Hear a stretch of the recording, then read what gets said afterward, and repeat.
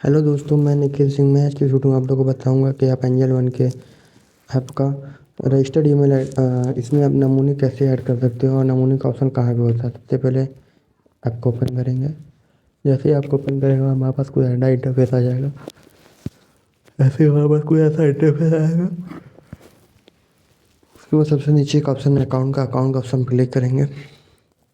उसके बाद सोनू गुप्ता के ऑप्शन पर क्लिक करेंगे। वैसे ही उस पर क्लिक करेंगे हमारे पास कुछ ऐसा इंटरफेस आ जाएगा। उसके बाद देखिए सबसे नीचे आएंगे। उसके बाद जैसे नीचे आएंगे उसके बाद वापस एक ऑप्शन आ जाएगा नामोनी ऑप्शन आउट अपडेट नामोनी डिटेल। जैसे ही आप इस पर क्लिक करेंगे देखिए आप इसमें 3 नामोनी को ऐड कर सकते हैं, या फिर अगर आपको नामोनी ऐड है तो आप उसे चेंज कर सकते हैं। अभी तो फिलहाल मेरे अकाउंट में नामोनी ऐड नहीं, इसलिए हमारे में ऐप में नामोनी को ऐड करने का ऑप्शन आ रहा है। इस तरीके से हम एंजल वन ऐप में नामोनी ऐड कर सकते हैं। वीडियो पसंद आए लाइक करें, कमेंट करें, शेयर करें। धन्यवाद।